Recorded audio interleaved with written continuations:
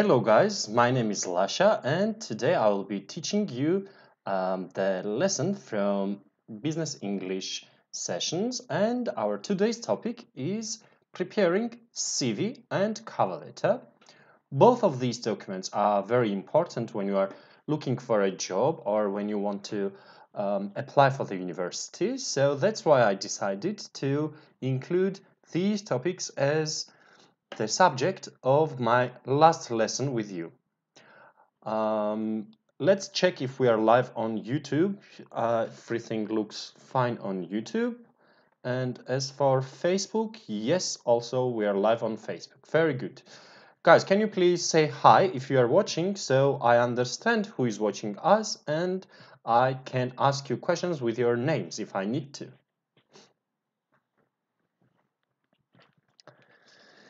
Let's see who we have got here today for the last lesson of Lasha.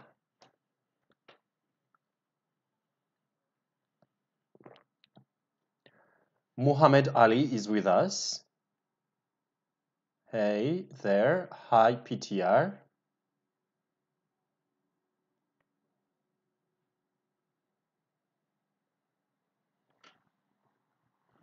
Let me start a watch party on Facebook as well so people can see.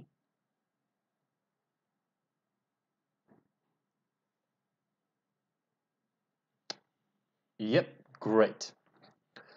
So guys, during today's lesson, I'm going to cover the following topics: purpose of CV, some statistical information about it, the format, parts of CV, purpose of cover letter, and parts of cover letter. Then we will do some exercises related to CV and cover letter writing. First, let's start with CV. Guys, do you know the meaning of CV, what it is? CV is abbreviation, short form for curriculum vitae. Curriculum vitae, of course, is not English word, and it is Latin. And we use in English the long form curriculum vitae, or more popular it is to use CV, the short form. CV is a document which gives information about you and it helps you to get a job. Possible recruiters will see your CV and they understand some things about you. Now, as for the purpose of the CV,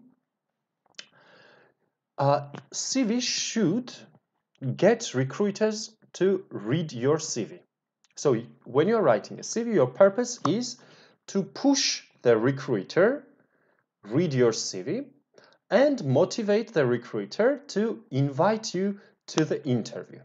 There are two purposes. So you want the person to read your CV and call you for interview.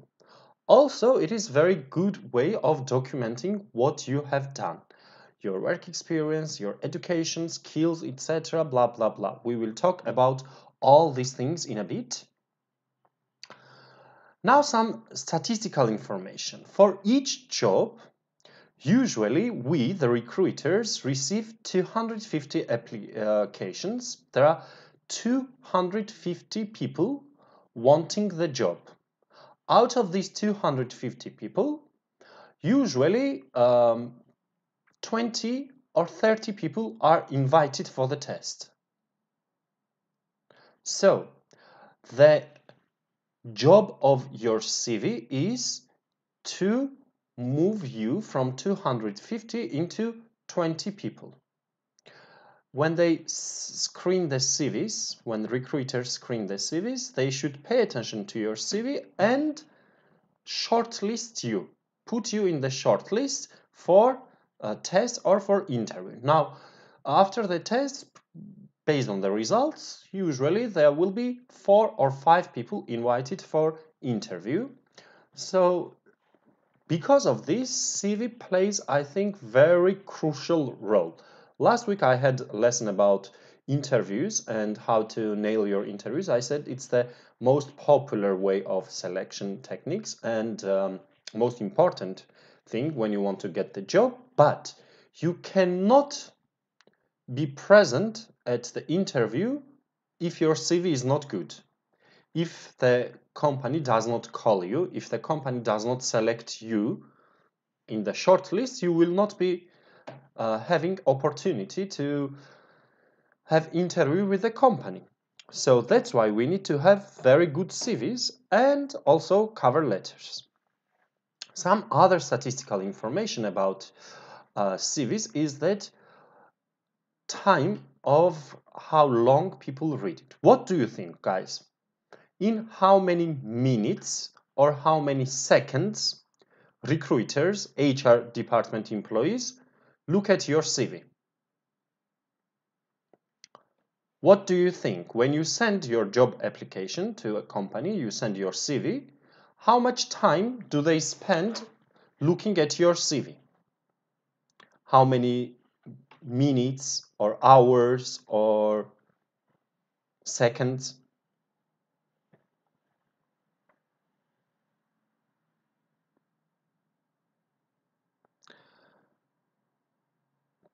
Can you guess anything?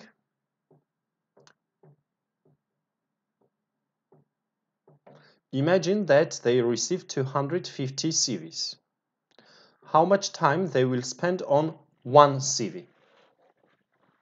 PTR says less than 10 minutes. PTR, I think you might be shocked when you hear the answer. Usually, recruiters spend only 6 seconds on your CV. They spend only 6 seconds, and in 6 seconds they decide to read your CV or throw away your CV. They look only for 6 seconds, and in 6 seconds they become interested or not interested in you. So your CV should be so effective to make people like you in 6 seconds. It looks like unbelievable statistical information, but believe me, it is true. I worked in human resources department for 4 years, and I was responsible for recruitment, for selecting people for a job, and this is totally true. We don't spend a lot of time looking at CVs. Definitely less than a minute. I'm not sure now if I spent 6 seconds or 20 seconds or 30 seconds, but always less than 1 minute. I spent on one CV. Now, when there is a vacancy, companies can have 2 different approaches. First approach is simultaneous approach. Simultaneous approach is when they receive CVs, they look directly to the CV and they invite you or they don't invite you for the interview. Deadline approach is the companies wait for the deadline, they check all CVs together and then they decide. Okay, so do you understand the difference? Simultaneous approach, you send CV today, deadline is 1 month later, but maybe tomorrow you can already have interview. But for deadline approach, first deadline will be finished, then they will look at all CVs and decide who should come to interview and who should not, for interview or test or role play or other methods of the selection.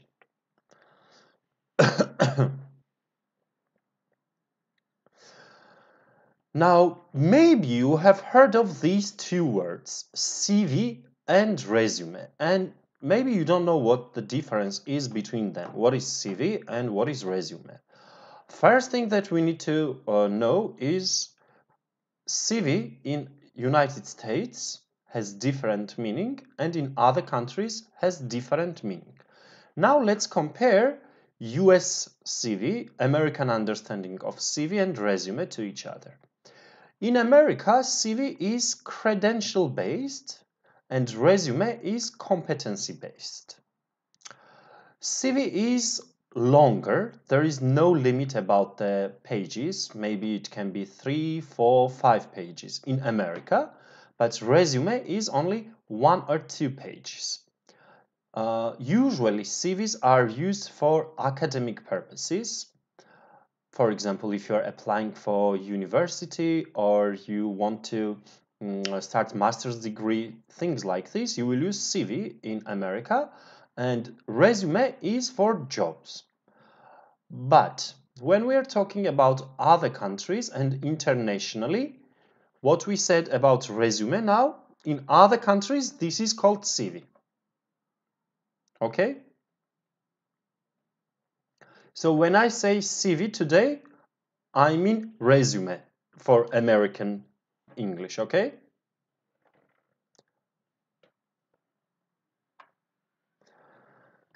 Now we have got, first of all, to think about the format of your CV when you are preparing your CV. Do you think we need to use some traditional styles of formats of CV, or we should try to make something very, very unique? What do you think, guys? Should we use traditional format of CVs, or should we use something unique? Something creative, maybe, different.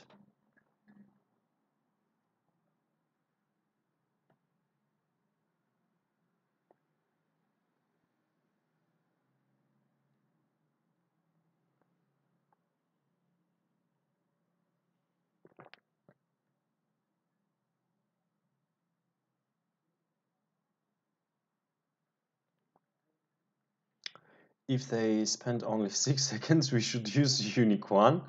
Muramen also says unique. PTR says unique.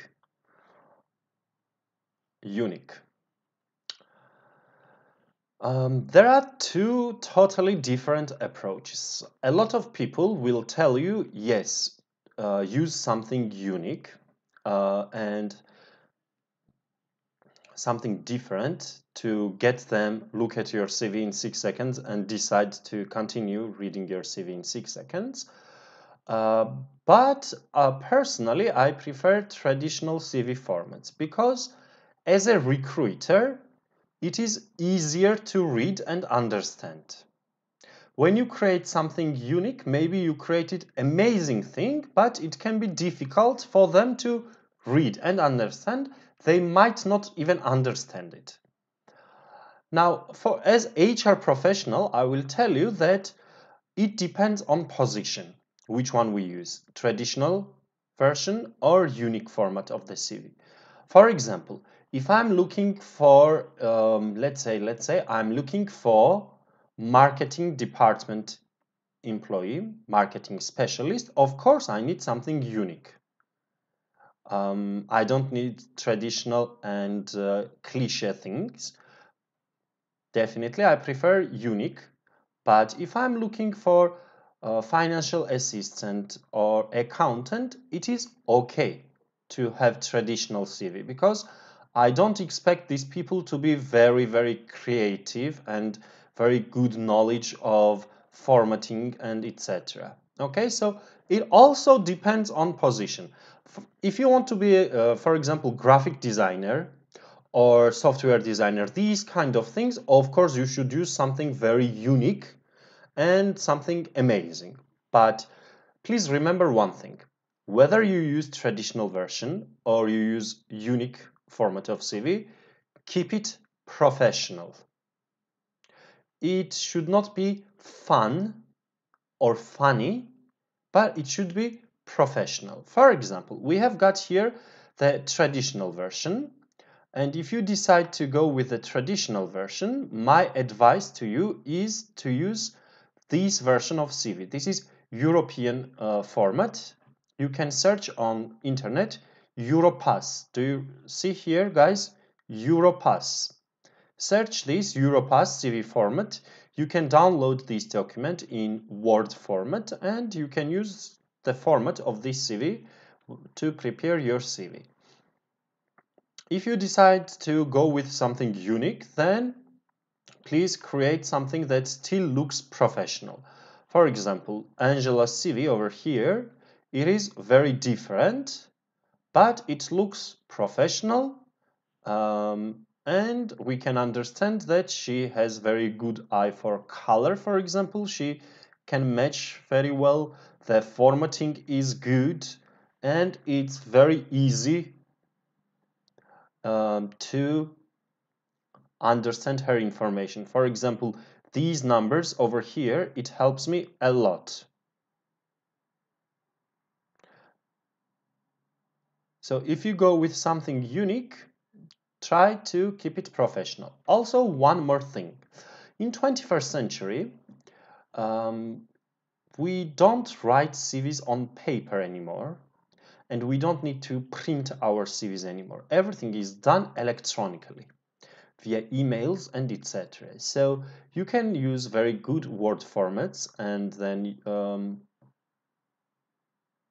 maybe not Word, you can use in other things. For example, I have seen CV in PowerPoint. It was very creative and very well done. I liked it a lot. And one more thing. Do you know social networking site LinkedIn? On LinkedIn, you put all your experience and etc. So it is like CV. Absolutely same information you have in your CV and in LinkedIn profile. And LinkedIn also has this option.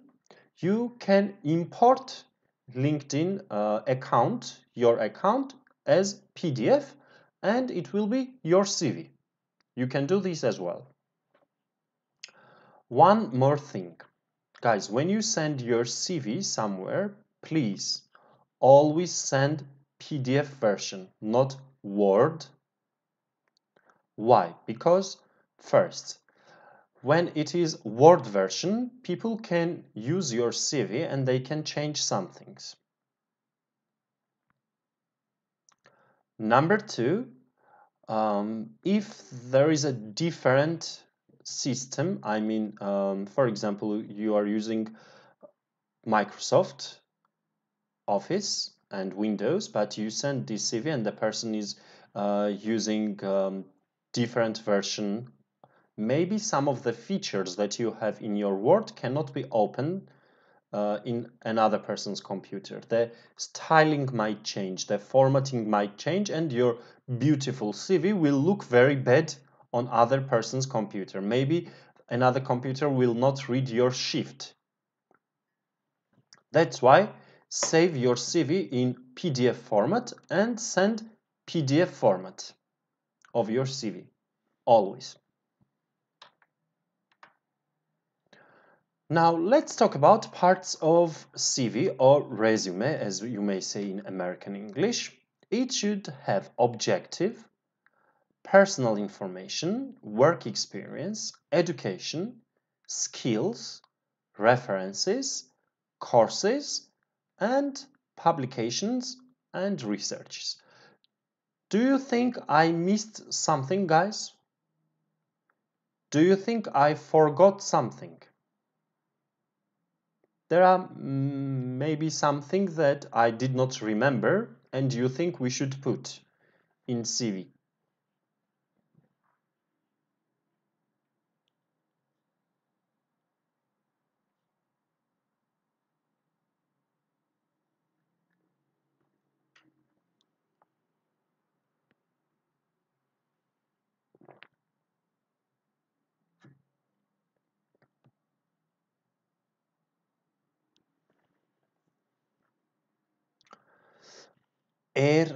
Ershan says hobbies. Yes, okay, one thing, and maybe second thing as well.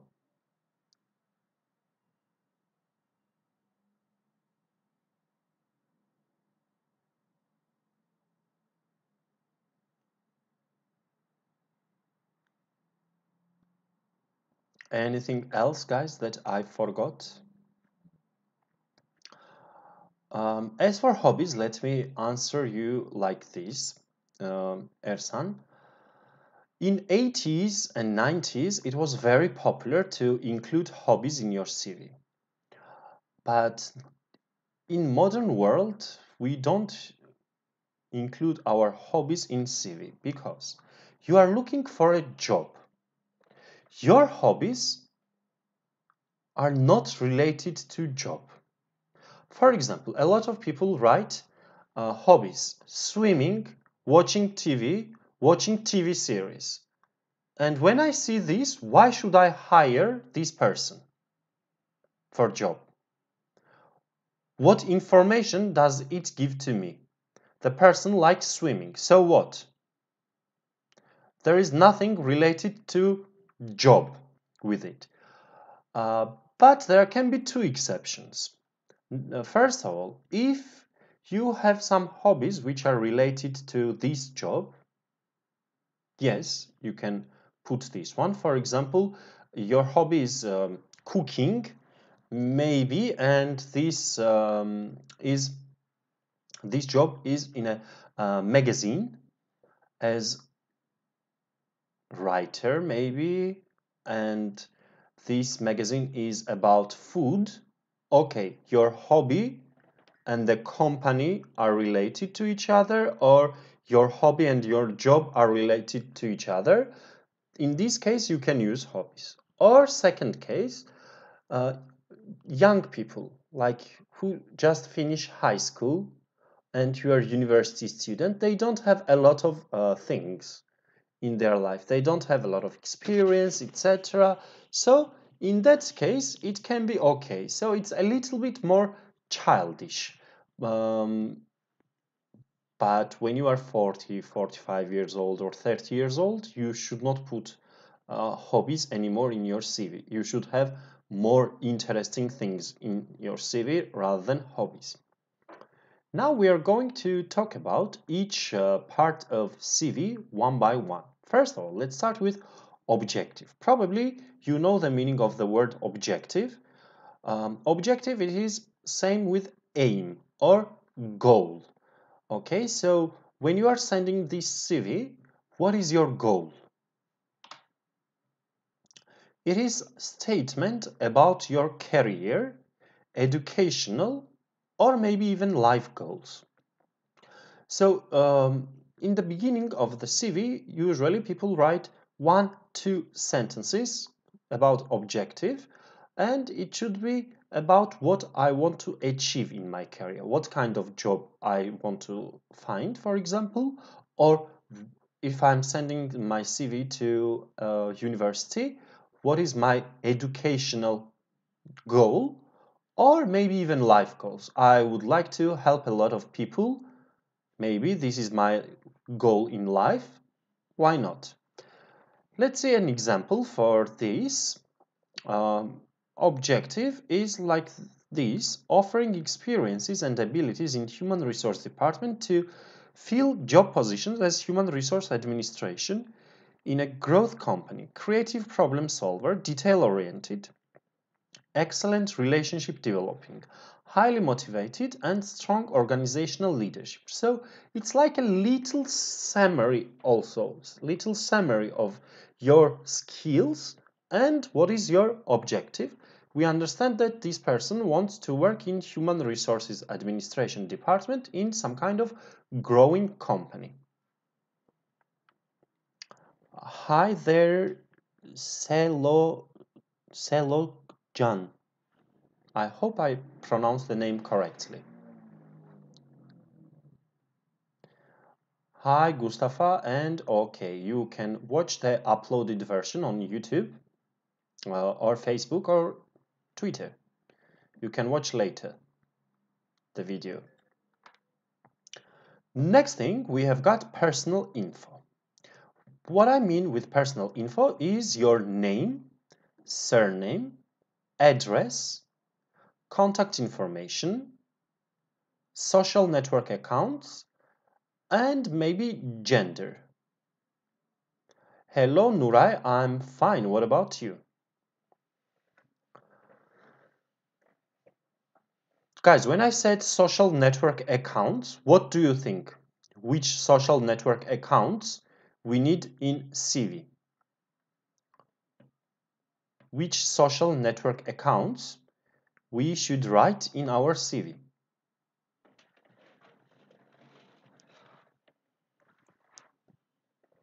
Do we need to include our Facebook, Instagram accounts, Tinder,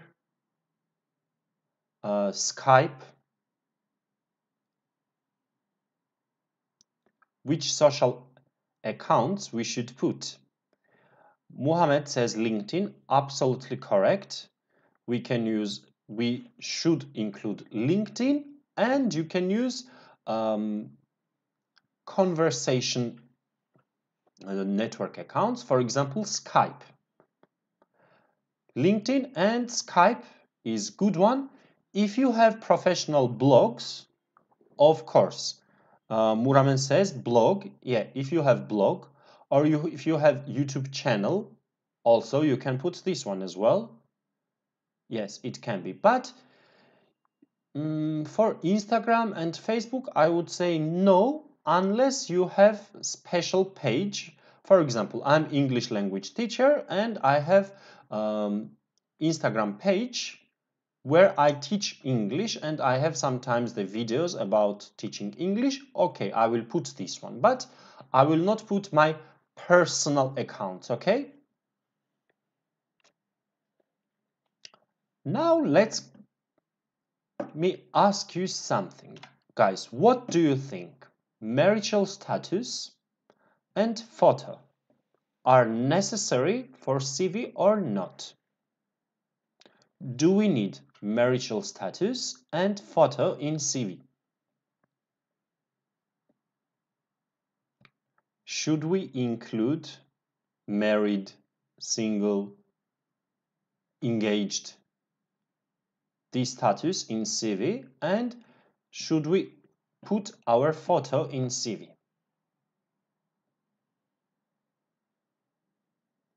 Muhammad says no.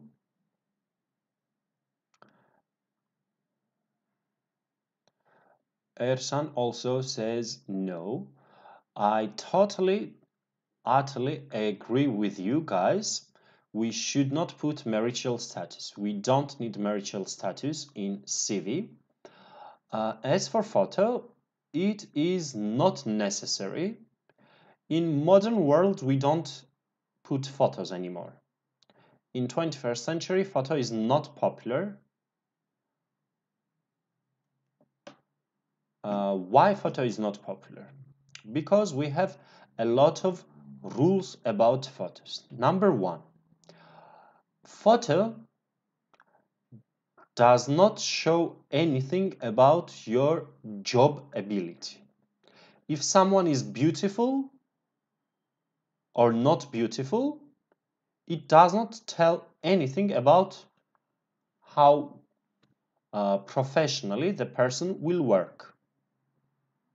So photo does not help me as recruiter decide anything about the person, and also it does not help you as a candidate, as applicant, to get the job. This is one thing. Also, there is second thing. In European countries, there have been a lot of problems about the photo because sometimes if people don't get hired or if people do not get called for interview, they say that it is because of the photo, and they can even go to court and sue the company that the company rejected the CV because of photo. So in European countries, we try not to have photo. There is a question from Ersan. When the companies want to know who are you, they call you Skype or FaceTime for interview. Yes, absolutely true. Also, you have your LinkedIn account. So if they want to check your photo, they can go to LinkedIn account and check it. You can put photo, but you don't have to. In some countries, there can be problem because of no photo, but in some countries, there can be problem because you have photo. Okay, so it's not a necessary thing. I will tell you some funny stories about photos a little bit later. So personal info looks something like this: your address, phone, email, LinkedIn account, and other accounts that we have talked about. Now, one thing about addresses in English. I included this slide in our presentation because Turkish students and Turkish people have problem about writing their addresses in English. Turkish style is different, English style of address is different. Guys, first you need to write the number of building. Then you write the name of the street. Okay? Don't write first street name and then number, but the opposite. First we write number, then street name. Also in English language, we always use postcode, postal index or postal code in addresses. I have also included some abbreviations for you. When you are writing your address, you can use the abbreviations. For example, avenue, you can write AVE dot, or street, you can write ST dot. Apartment, you can use APT dot, okay, and so on.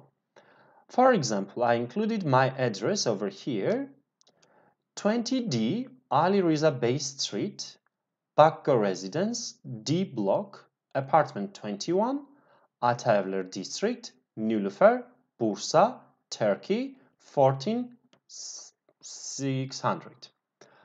So one more thing that we can pay attention to is in other countries we don't have these names for building. For example, I live in Bakko Residence, but in other countries, I have not seen the name for buildings. There is only street name and then number of the building. For example, 20D Ali Riza Bey Street is totally enough. I don't need this Bakko residence in other countries. But in Turkey, you have the names for each building. So, of course, you should write it.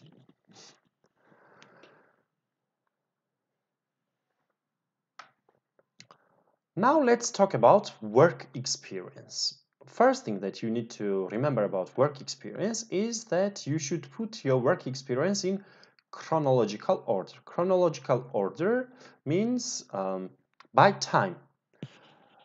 You should start with the latest job and then go to the oldest job.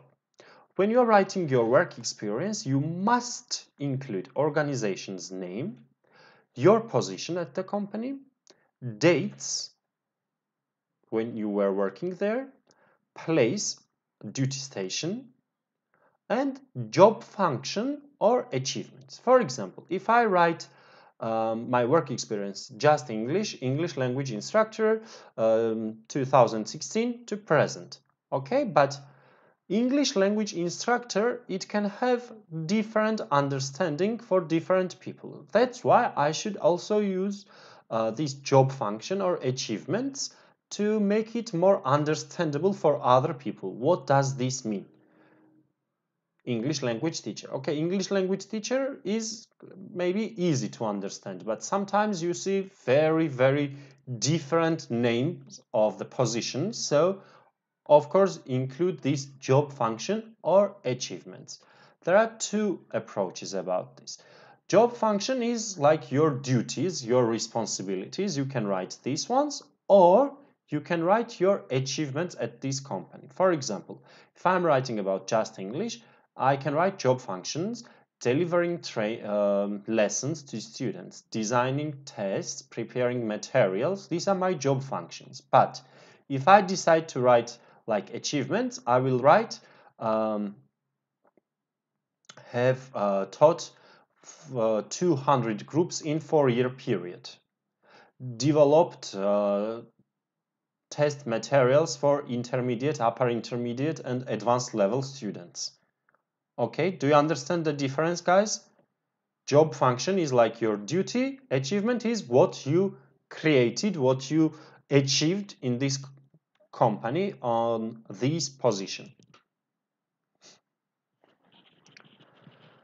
Now, guys, do you think in the CV work experience should be before education or education should be before work experience? Which one should be first, work experience or education?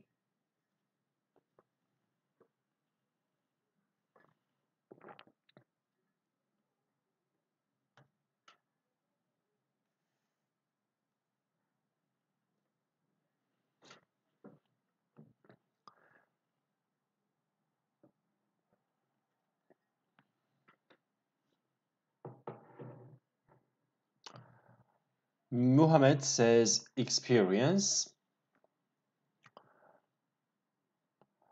I agree. Generally, we should use experience first, then we should include put education. But if you are a university graduate, you just finished university 2 months ago. Of course, in this case, you put your education first, it's okay, and maybe you have some internship, you put internship later. In this case, it's better to write your university education first and then you write internship. But when you have a big experience of working at some companies, of course, start with work experience first and then include your education. We have got an example for work experience here. So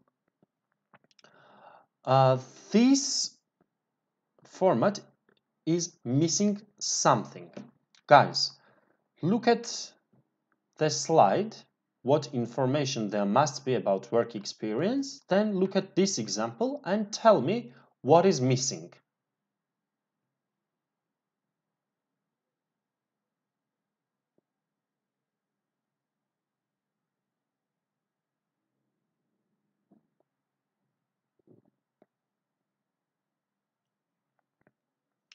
What is missing in this CV work experience section?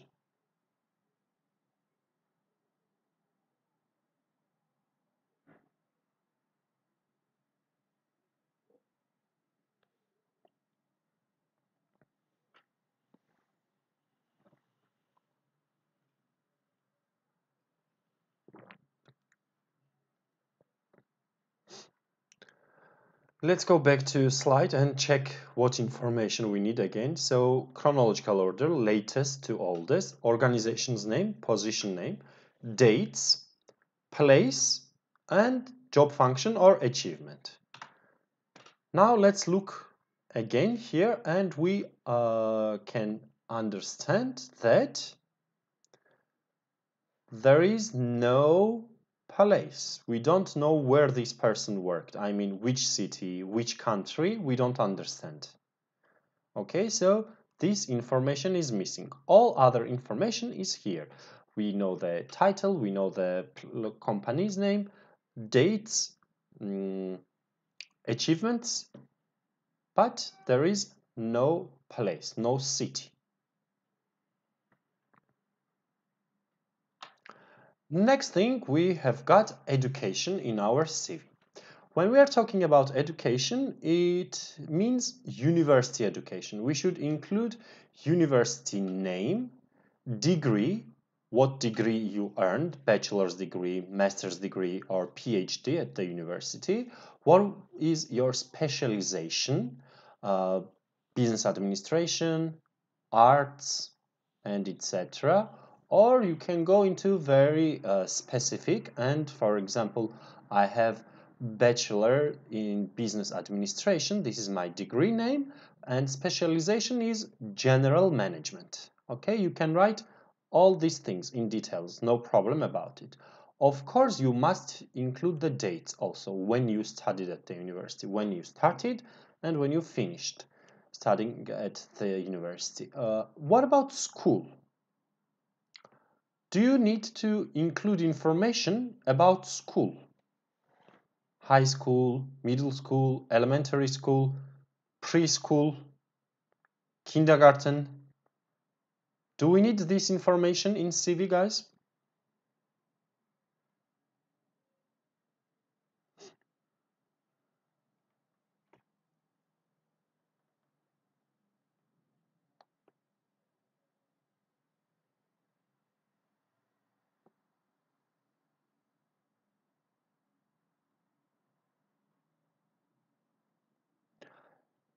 Let me tell you, school information is not necessary, of course, and you should not include school information, but if you finish some kind of special school, in this case, yes, you can include. For example, Muramen says labor school, but probably he meant vacational school.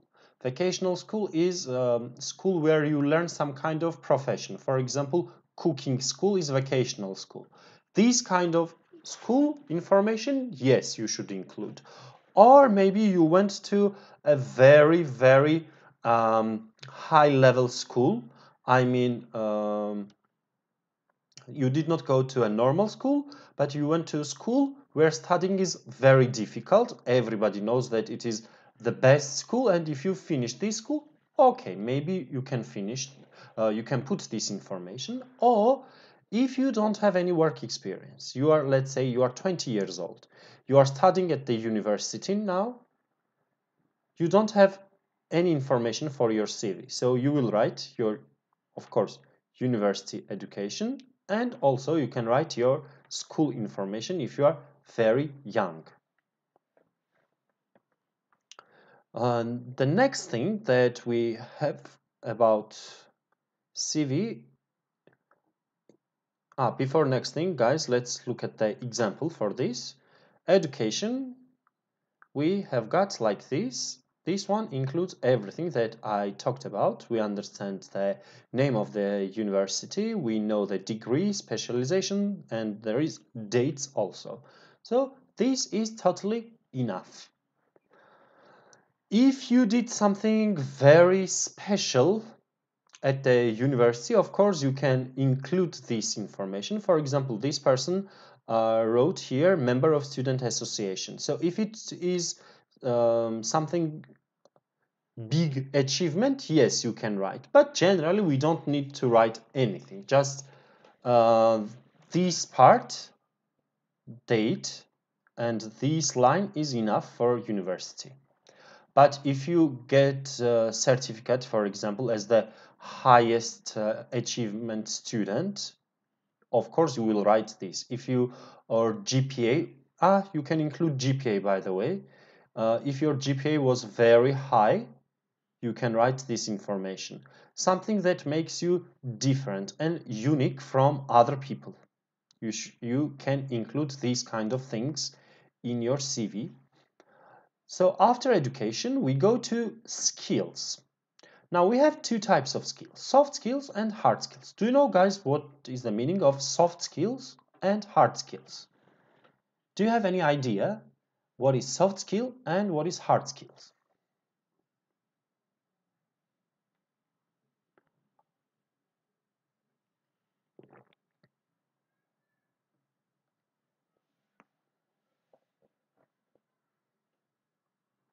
Meanwhile, please don't forget to uh, like our videos on YouTube, Facebook, and Twitter accounts, and write some good comments.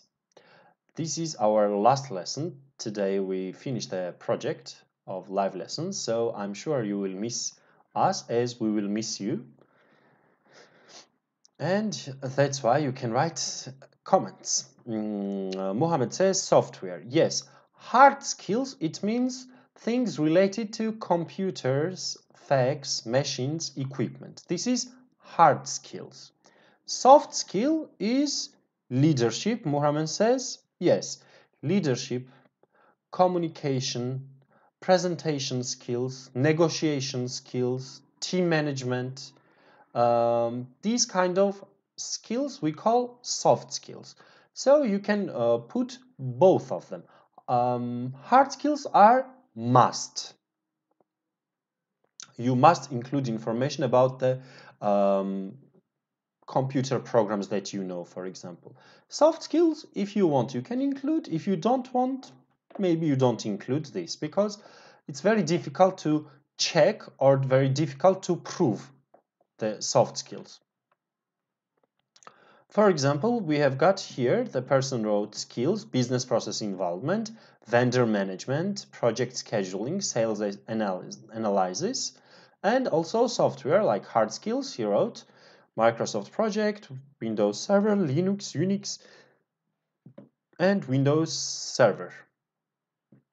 MS Windows Server. Yep. And look at one thing. He also included the level. Okay, do you see here? He put 5 dots, so it is excellent. And here he put 4, which means good. user. You can include the softwares that you know, and also you can write the level, how well you know these things. Guys, do you have any questions so far? Do you have any questions about education, work experience, and skills or personal info?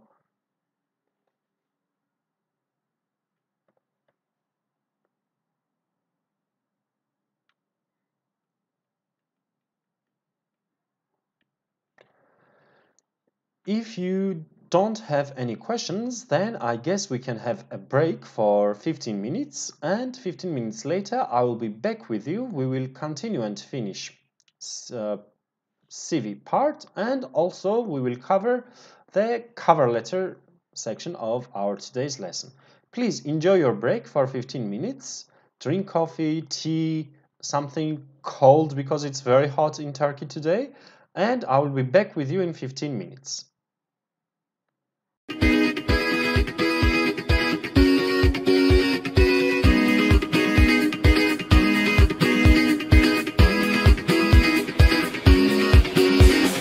Olduğun yerden hemen kalkman gerek. Adım at ki gerçekleşsin her dilek. Bekliyor seni parlak bir gelecek. Sen ona gittikçe o sana gelecek. Justenglish'le şimdi sen de dile gel. Justenglish'le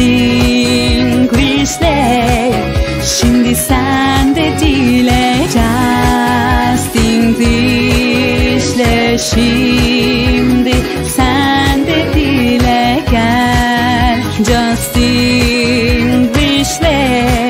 şimdi sen de dile gel. A world full of joy and smile, a world where everyone only by satisfaction and learn to survive in the outside world. Justenglish style. Learn, play, sing and dance. Do what you don't see anywhere else. Learn, play, sing and dance. Do but do Justenglish style. Hayat devam ettikçe bitmez bu yarış. Sen de bir dil öğren, macerayla tanış. Hayat devam ettikçe bitmez bu yarış. Sen de bir dil öğren, bu dünyaya karış. Justenglish'le şimdi sen de dile gel. Justenglish'le şimdi sen de dile gel. Justenglish'le şimdi sen de dile gel. Justenglish'le şimdi sen de dile gel.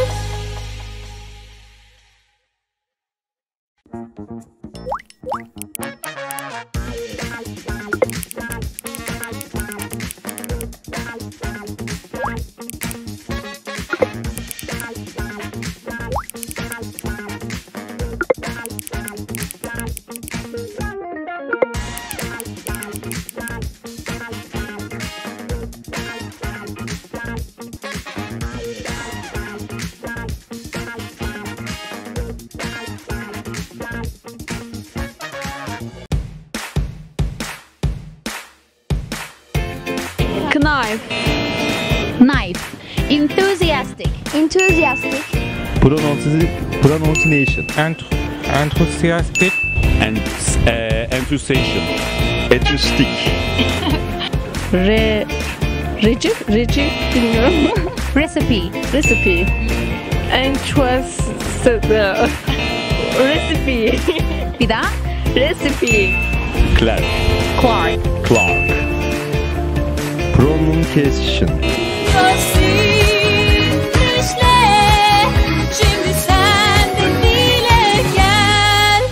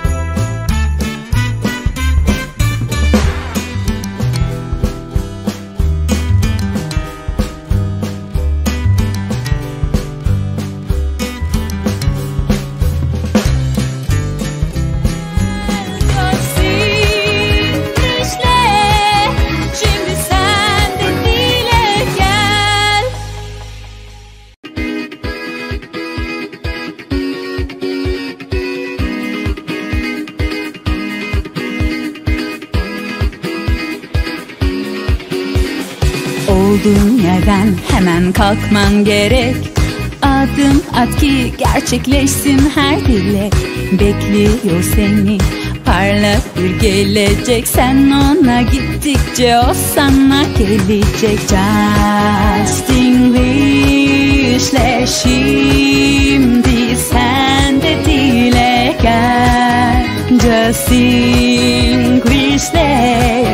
şimdi sen de dile gel. Justinglishle şimdi sen de dile gel. Justinglishle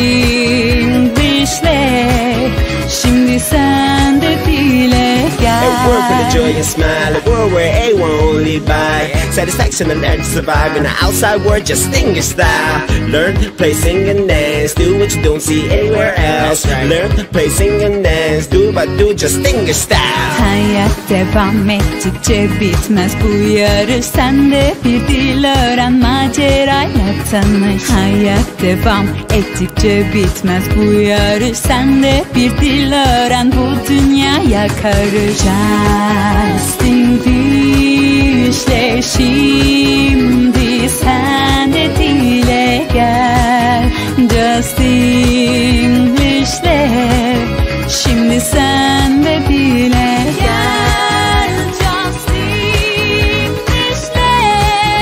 şimdi sen de dile gel. Justinglish'le şimdi sen de dile gel.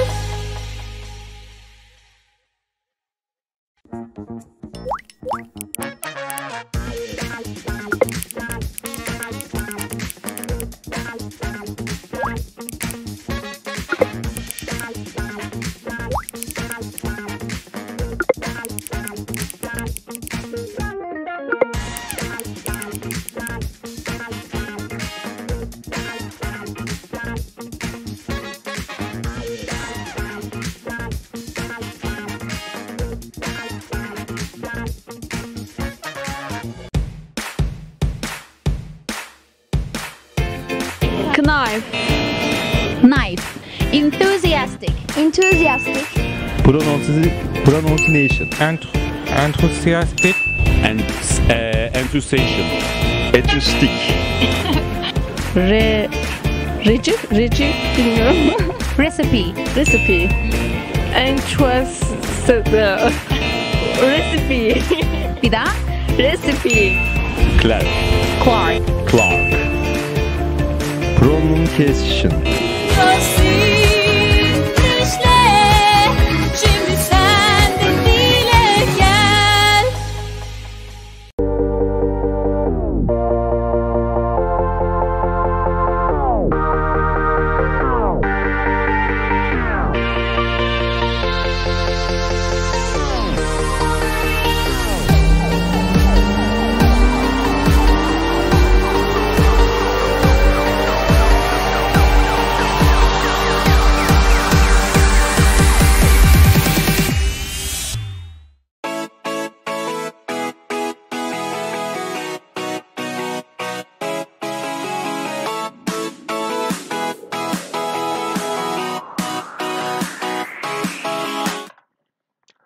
Hi there, I'm back with you again, and we are going to continue lesson about writing CVs and preparing your cover letters. So we stopped on CV part skills. Now let's talk about next section, which is language skills. You must include any foreign languages in your CV, and also you should write which one is your native language. Now, when we are talking about the level of languages, there can be different approaches. You can use, of course, CEFR levels, which is A1, A2, B1, B2, C1, C2. You can use this approach and you can write these levels, or you can use the easier approach and write native, fluent, intermediate, or beginner. Okay, this is easier, and I recommend actually the left one. For example, a person has included here his or her language skills, English native, French native, Spanish intermediate. That's enough for language skills. Next thing that we are going to talk about is references. Usually we see references in CV, and you should write 2 or 3 people as reference in your CV. Guys, please don't include your family members or friends. You should write only professional ones or academic. Try to diversify. I mean, for example, if you write one person from your current job, try to include another referee from your last job or someone from your universities. Don't write everyone from one company. Always get permission from the referee before you write their name or their personal information in your CV. Ask them, is it okay if I write you as my reference? My advice is not to write any names and any references in CV. You can just write this sentence. References are available upon request. It means if the company wants reference, you will give information about your references, but you don't have this information in your CV. Why is it a good way? Is because sometimes some bad companies can call your references before they tell you, without telling you, let's say. For example, I included as a reference someone from my job, and of course I asked this person. I sent my CV to another company, then this company called my reference and asked some things about me, then maybe this person from my company can share this information with my director. Maybe I did not tell director that I'm leaving from job yet. Okay, so not to have these kind of things, please write references are available upon request. And usually reference check is done when everything is almost final about the job. The company should not call your references before they invite you for interview or for test. It should be done after everything, okay? So there is no problem. Already they know you, they have seen you on test, they have seen you at the interview, and they can ask you if they want anything about references. Now, courses. Do you think we should include some courses in our CV? Only if it is important one. If it is related to your job, you should write. For example, I want to work as an English language teacher, and if I took a course about classroom management skills, yes, I will write this course. But something about painting course or car driving lessons, I will not write these kind of courses, of course. And you should include the dates when you took the course. Now, also, we have got the last section of our CV, publications, research, and certificates.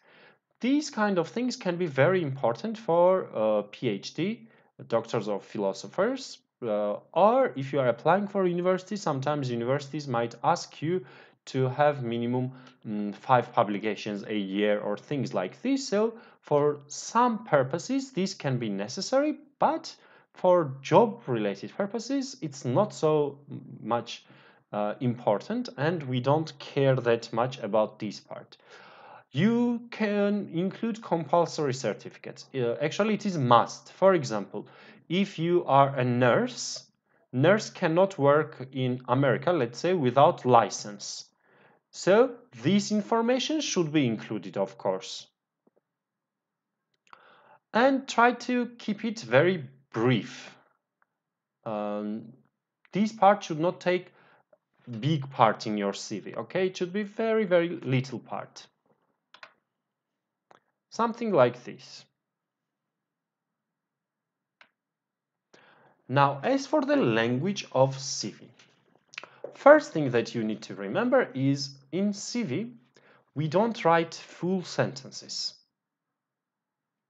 We don't have subjects and auxiliary verbs. For example, we see this person's experience, senior project manager, and we see oversaw all major hospital. Who? Where's the subject, guys? Oversaw all major hospital. What is subject for this sentence? Or what should be the subject?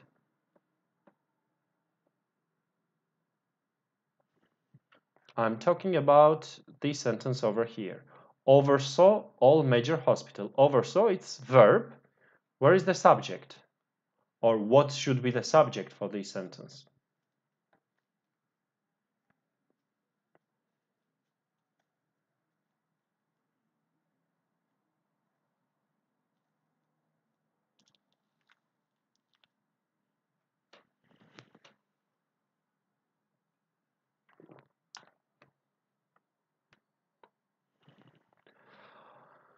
Of course, the subject for this sentence is I. I oversaw all major hospitals, but we don't write subjects. It's someone, yes. It means I. But we don't include subject. Thank you, Fatma Nur. Also, look at the second one. Responsible for creating blah, blah, blah. Responsible, it is adjective. We need to have subject and we need to have verb. Maybe I was responsible for creating or I am responsible for creating. We don't know in this case the job is ongoing or not ongoing. Maybe there could be something like interested in blah blah blah, and subject is I, auxiliary verb I am interested, so we don't need to include this information. In CV, you start directly with action verbs. Next thing is about grammar nuances. In grammar, if you want to talk about ongoing job, you should try to use gerund forms. Present participle so-called, or if you want to talk about past projects or your past job which already finished, then you can use past tense or you can use the past participles. For example, again we have the same example and we see oversaw. So this is already finished, we understand. That's why the person used past tense for this one. Implemented, reduced. Now, if you remember, we talked about two approach for the job details. Actually, this person used which one? Job function or achievements?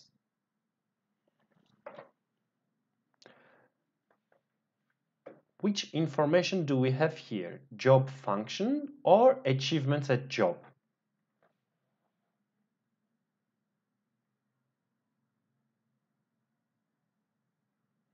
Actually, if we look carefully, we can see that there are both of these things mixed here because, for example, responsible for creating blah blah blah, this is job function, but reduce the cost of IT by 5%, this is achievement. So the person used the mixture of both job functions and achievements. Now let's talk about photos. This is my favorite part of CVs. I told you that I worked for 4 years in human resources and I received a lot of CVs every day. And if you want to include photos in your CV, guys, please include professional ones. I have had situation when I received CV and there was a group photo in the CV. There were 5 people in the CV and I should guess which one is the candidate. Also, I had a situation when I received CV and there was a photo of the wedding. The woman was in wedding dress. I remember CV It was very interesting one actually. In the photo, there was a parrot. Parrot, you know guys, it's like a bird, parrot. There was a parrot in front and there was lady somewhere back. As a background, the lady was in the background. In front, there was a parrot. This was the photo of someone. Also, I have received CVs with photos in swimsuit.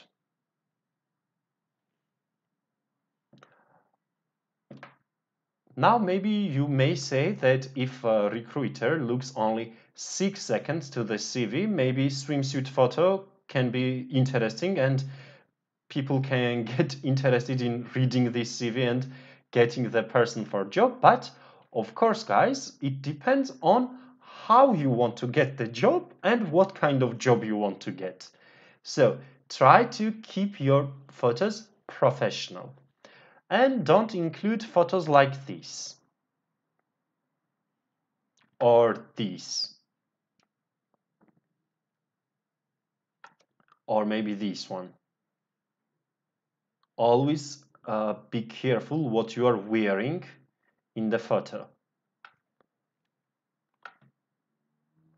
Or this one.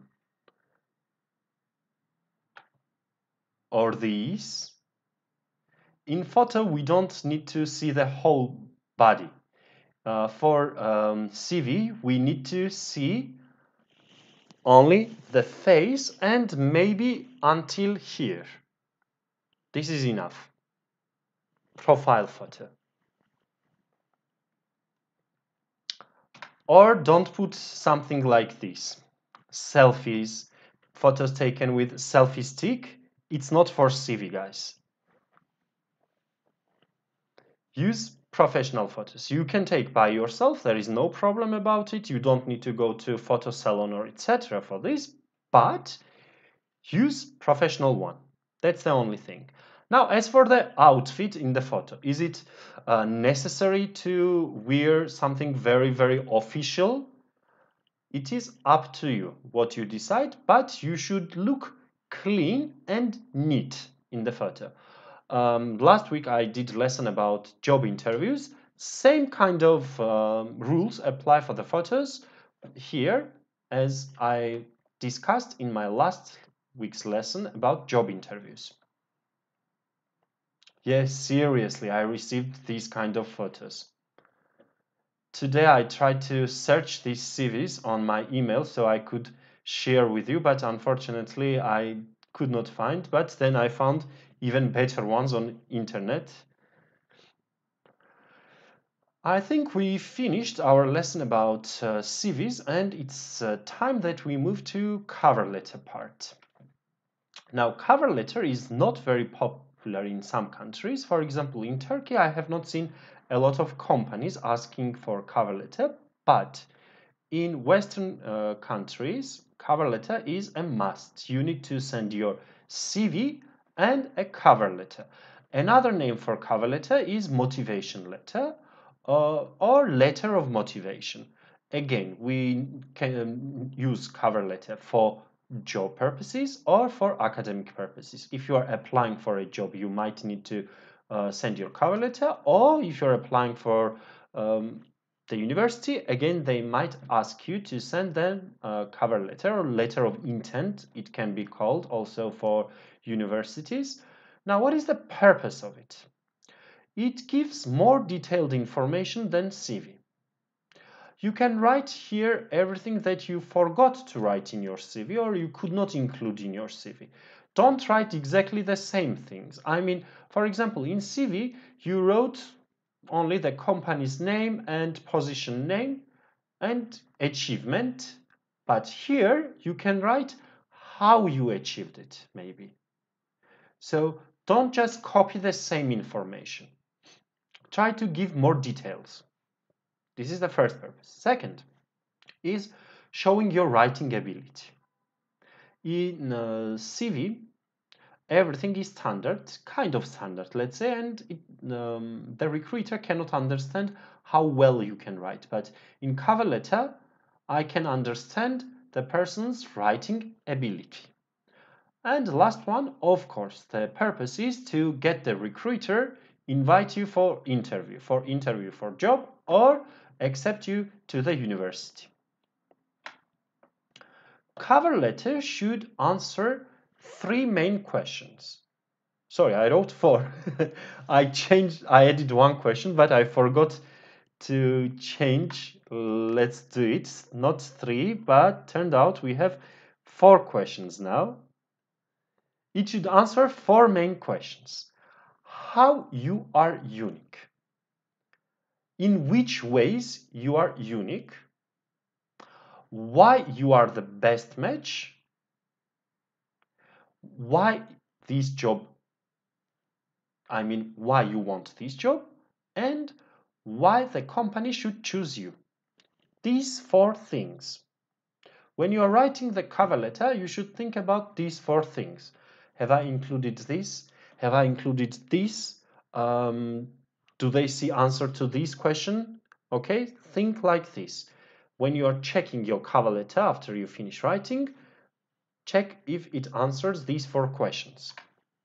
Now, what parts do we have in cover letter? We have, again, personal info, address, date, and the other part is like a normal letter. Greeting, opening paragraph, main paragraphs, closing paragraph, ending, and signature. Let's talk about each of them one by one. For personal info, you need to include name and surname, address, and contact info here, nothing else. It can be something like this. You don't need to include a lot of things because you are sending your cover letter with a CV, so CV has more detailed personal information about you. By the way, it just came to my mind. Guys, do you think you should put personal number in cover letter or CV? Personal number, it means your ID number. ID number. Should we include this or no? Should we put ID number in CV or cover letter?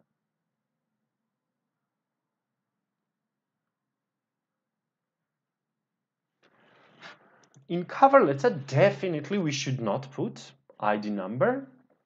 As for CV, I don't know if you have any standard about it in Turkey, but in my country there is a law, and because of the law, it is very difficult, this situation, putting your ID number, because if the person knows your ID number, the person can check a lot of things about you and can get access to a lot of things about you. So we don't write our ID number in CVs in other countries, but in Turkey, I don't know if you need to include it for anything. But at the same time, when I worked in a bank, we had a procedure that we had to check all candidates' information about credits, credit info, and if the person has ever committed crime and these kind of things. So in that situation, we needed the ID number and we asked all the applicants about ID number. But we asked them, of course, and we had the permission from them to check this information.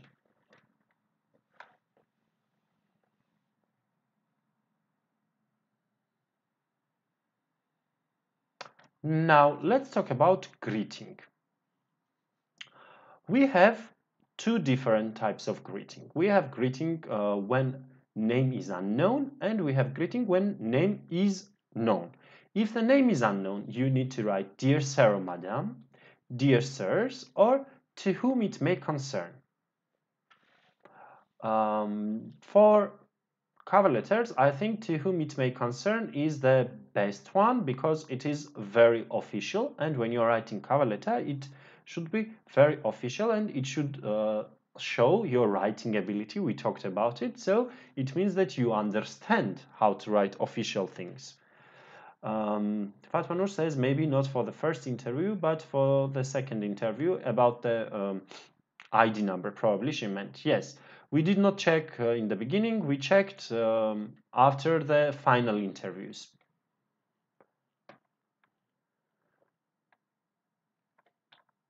Now, if we are writing a cover letter to the person and we know the name of the person, in that case, we need to include Dear Mr. or Mrs. And last name, not the first name.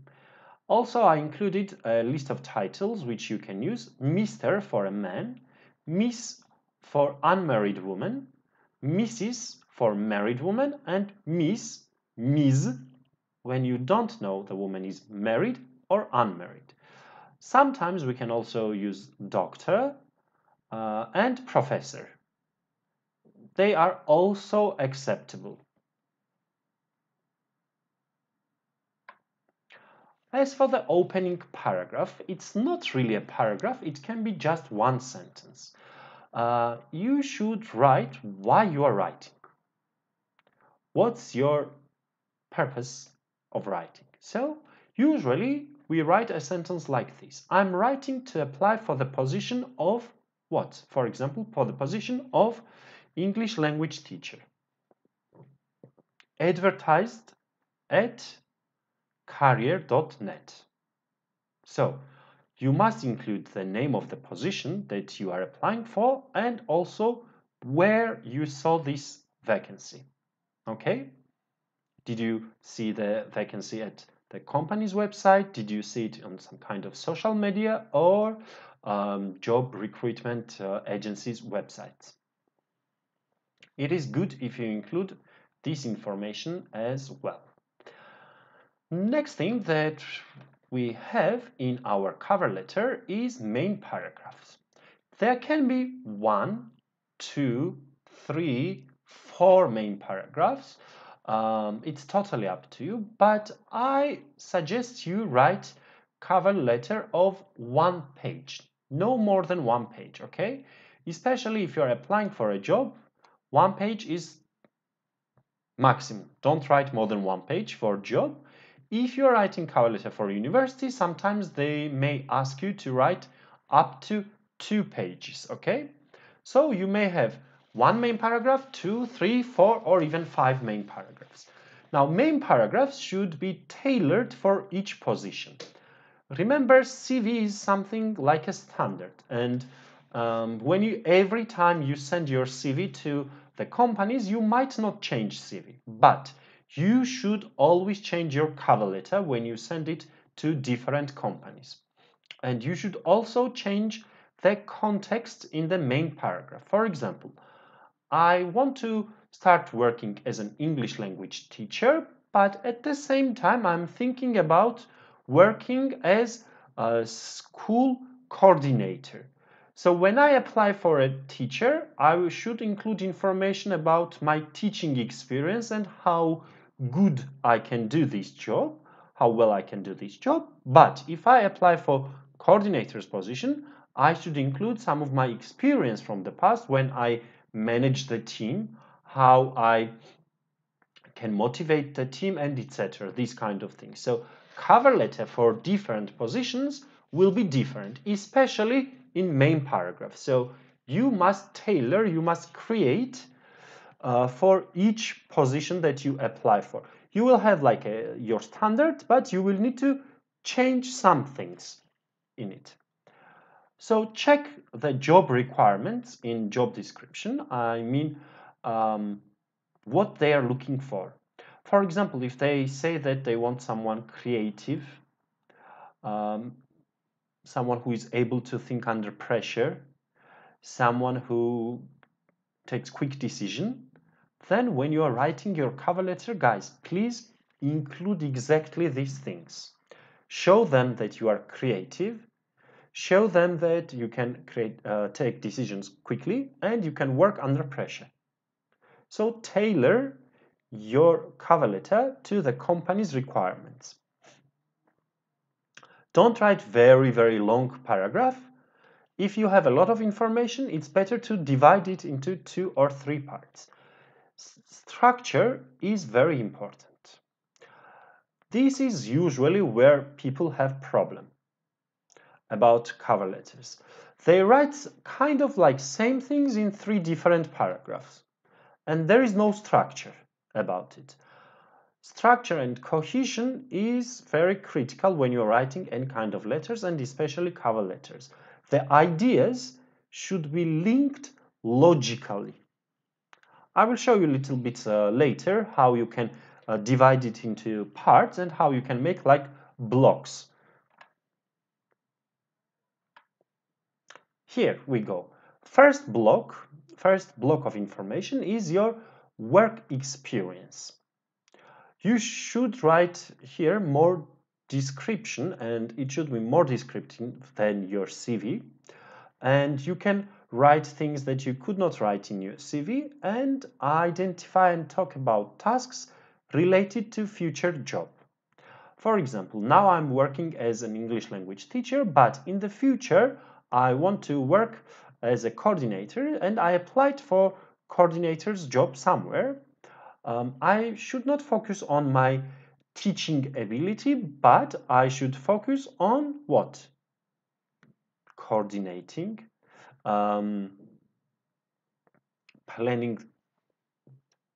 ability, team management ability, and these kind of things, developing new things, and etc. and etc. Okay, so don't write about some things which is not related to your future job, but instead write things that are related to your future job. There is an example for the main paragraph, and it is okay. I will not say it is amazing, and I will not say it is bad either. Maybe I can read it for you, because I don't know how well you can see. I mean, the zoom is okay or not. So the person started, I'm writing to apply for the position of graphic designer at Western Brands International. So I said this can be opening a paragraph, so you can finish your paragraph just here, or you can continue. It's up to you. Both ways are acceptable. As an experienced graphic designer, I have spent over 4 years crafting digital content and campaigns for establishing media groups in Greater New York area, and I'm confident that my skills make me a strong candidate to fulfill the creative needs of your company. So in this first paragraph, the person showed kind of broad picture, big picture about everything almost in his life. Then we continue. Having served as a digital graphic designer at Siemens Media, I'm adept with a wide range of digital media marketing, including websites, online advertisements, social media campaigns, and brand identity design. I excelled at my assignments and was offered a role in the company's larger scale projects for clients such as Solomon Page, Ippolita, and Edwick. Again, it talks about work experience. At Verge Creative Group, I continue to design digital content while leveraging my experience into a leadership role in the art department. I supervised 4 junior graphic designers and worked closely with various departments within Verge, like marketing, editorial, and merchandising, to support a consistent brand identity. As a graphic designer, my up-to-date knowledge of design technologies and detailed approach have allowed me to manage marketing projects worth over $250,000 with positive results. So, the person included absolutely everything about his or her working experience in these 3 paragraphs. And we understood also his work experience and skills. What skills he gained because of this work experience. So this is very good. I would say that it's a little bit long. I would delete a lot of things here, but it has the purpose. It gives us information about the person's work experience, and it also shows us the person's skills that the person gained there. Second block of main paragraphs is about why you want this job. What's your motivation? And when you're writing this, it can be a separate paragraph or it can be part of another paragraph. Try to align your goals with company's goals. Or if you are applying for university, your academic goals with the university's goals. Okay, try to find a match and try to write somehow how your goals and company's goals match each other, and it's perfect opportunity to praise the company. If you write something like, I would like to be part of your team because it is an international organization which gives opportunities to employees and etc. The people will like it very much. The interviewer, the HR professional will like this. So praise the company in this one. We have got example over here. The person did not write separate paragraph about it, but there is last sentence about it. Let me read just the last sentence. I would much appreciate the opportunity to contribute to your ongoing growth and continued success. Okay, so we understand how the person praised the company. Last block, we have got why this company needs you, why they should choose you, why they should hire you. Here you should give them information about what you will do for them, what you will bring, what new things you will bring to this company, and how different you are from other people. What makes you different and unique? Why they should not hire Ali and why they should hire Lasha. So I should write something that makes me unique and the best match for this company. For example, we have got here some parts that I wanted to focus on. Western Brands International is a leading goods company at the industry, and I believe that my skill set and creative vision would partner well with the company's future goals. I would love to meet you in person for an interview at the earliest convenience. Okay, so it showed why they should hire this person, because this person has creative vision and skills that will be good for the company. Next thing that we are going to talk about is closing paragraph. Closing paragraph is where you need to talk about expectations. I mean, where you should include information, what the future steps are, or what you hope to be the future steps. Again, you can praise the company over here and say some good things about company in this section. Then we have got ending of the letter. We have two versions. We have a formal ending when we know the name and when we don't know the name. And also we have got two versions in each of them. We have got British English version and American English version. If the name is unknown, British English we use yours faithfully, and American English we use yours truly. But if the name is known, British English we use yours sincerely, American English we use sincerely yours. Okay? You just need to memorize it, guys. In every letter, you need the same ending, okay? As for the signature, last part of the cover letter is signature. What you need to write here: name and surname, your title, and your signature. It's very easy. We don't need to explain anything about this one, I think.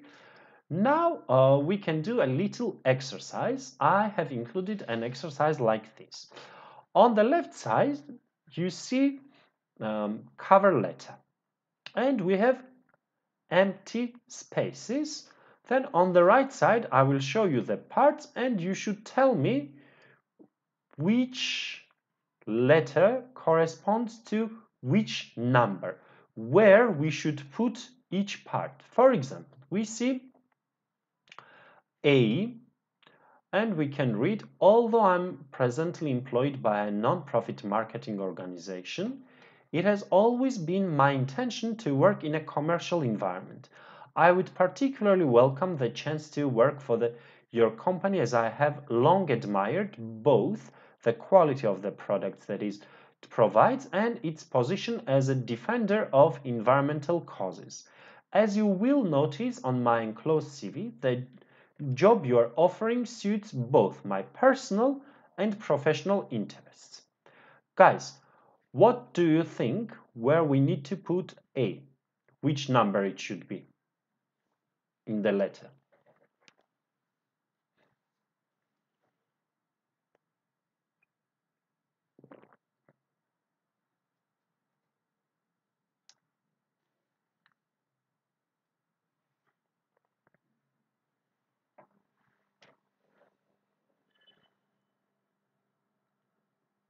Esra says 6. Yes, it can be 6 or it can be 7 because we don't know yet. When we finish reading all parts, then we can understand this is number 6 or number 7. But definitely we understand it's not 5 and it's not last paragraph. Good. Now let's read B. I would be pleased to discuss my curriculum vitae with you in more detail as an interview. In the meantime, please do not hesitate to contact me if you require further information. I look forward to hearing from you. What about B, guys? Where should we put B?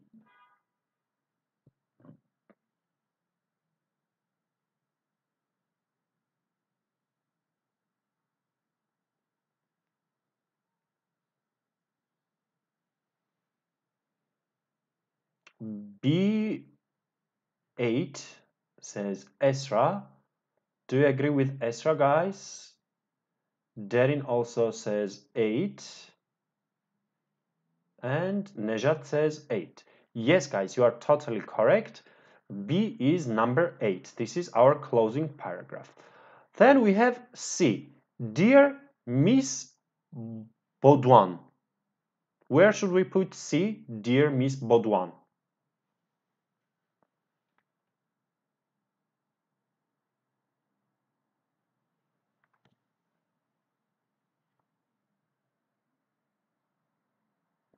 Hello, Nejat, and hello, Esra as well, and Derin. For number 4, Esra says C is number 4.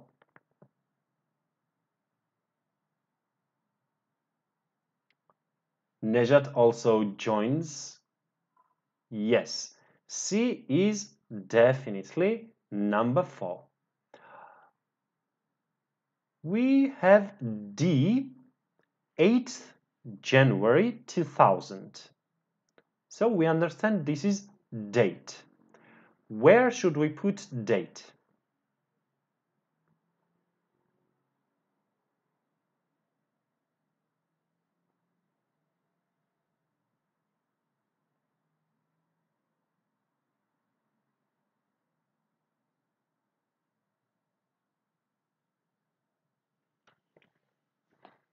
Nejat says D is number 2. Esra says 10. Derin says 2. Here we can argue because it depends on culture and country. In my country, we write date in number 10. Definitely. In my country. In America, you would write date somewhere top, so probably it would be number 2. In some countries, it can be number, no, not other number. So 2 or 10, depending on the country. I think it's better if we check the other parts and then we decide better.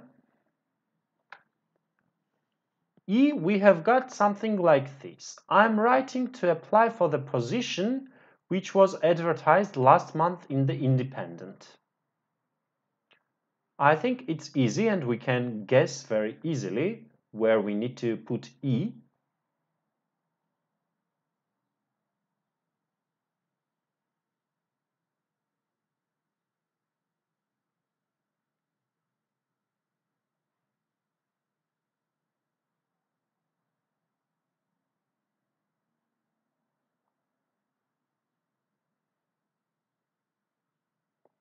Five Esra and Derin, thank you very much. Definitely it is number 5.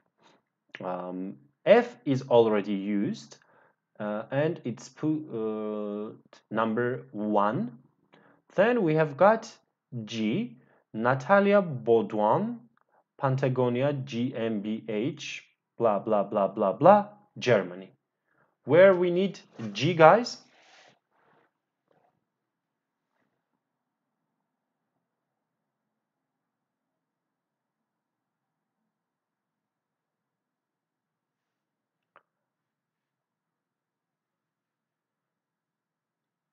Nejat, F is already done. It's number 1. We are talking about G, and Esra says G is number 3. Yes, definitely G is number 3. Now let me ask you a question. We see 2 addresses here. F is also address and G is also address. What do you think? For example, I'm writing the letter to Justenglish, let's say. Which one is my address? I'm writing the letter and my address is number 1 or number 3?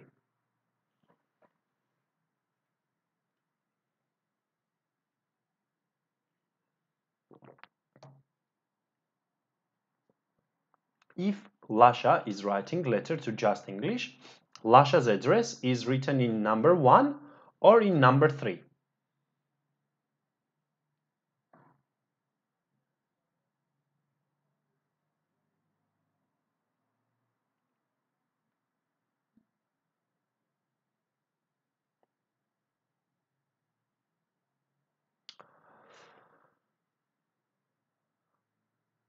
Nejat and Esra, this time you are incorrect. If Lasha is applicant and Lasha is writing the letter, Lasha's address is F.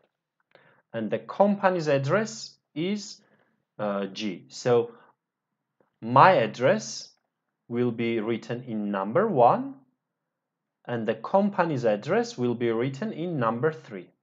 This is sender. This is recipient. Number 1 is sender, number 3 is recipient. Okay? Everything's clear, I guess. Next paragraph, we have got H. It says, my work experience has familiarized me with many of the challenges involved in public relations today. I'm sure that these, together with my understanding of the needs and expectations of sports and nature enthusiasts, would be extremely relevant to the position. Moreover, as my mother is German, I'm fluent in this language and would definitely enjoy working in a German-speaking environment. What do you think about number H, guys?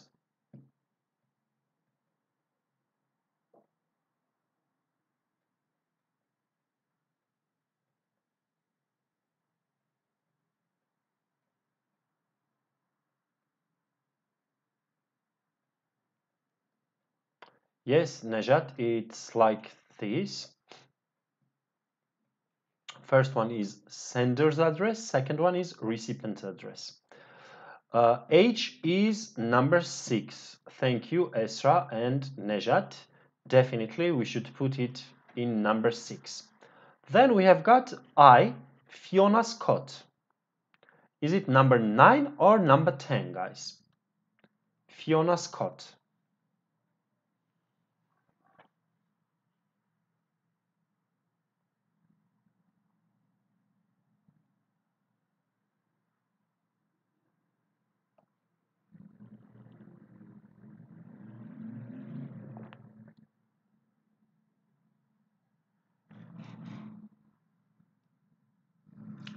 Esra, I is not number 4 because if you look over here, you see Fiona Scott's signature is here. Therefore, I is definitely number 10. Because J, yours sincerely should be before your signature. So I is 10, J is 9.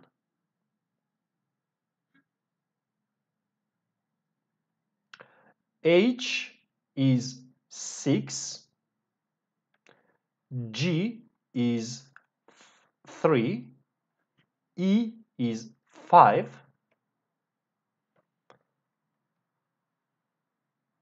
D is 2, C is 4, B is 8, and A is 7.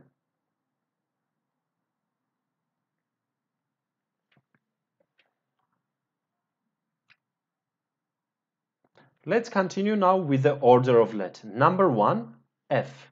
Number 2, D. Number 3, G.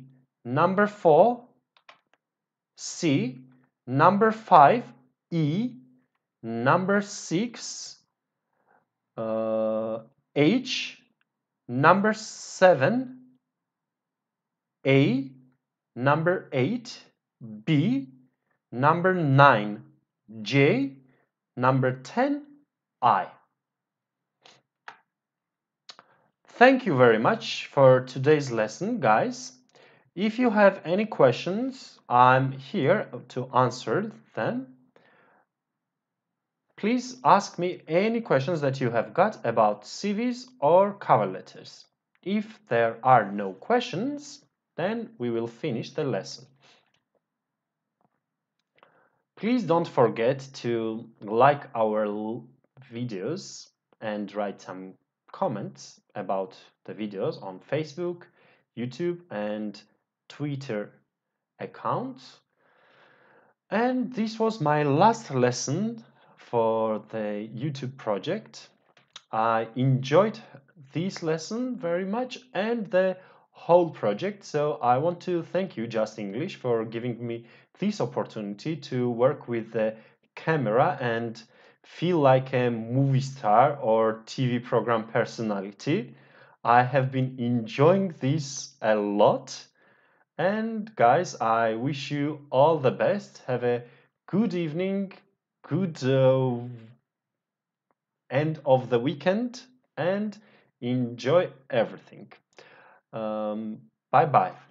I hope to see you someday, somewhere, somehow.